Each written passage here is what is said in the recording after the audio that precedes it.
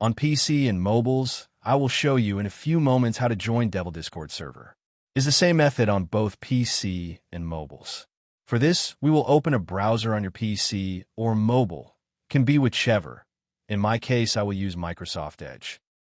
Now click on URL bar and type this URL to be able to join this Discord server.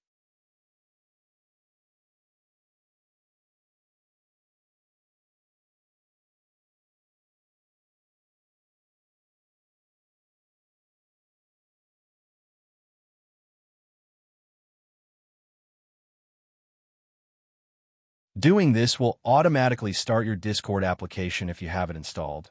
Then click Join, and you will have access to the Discord server.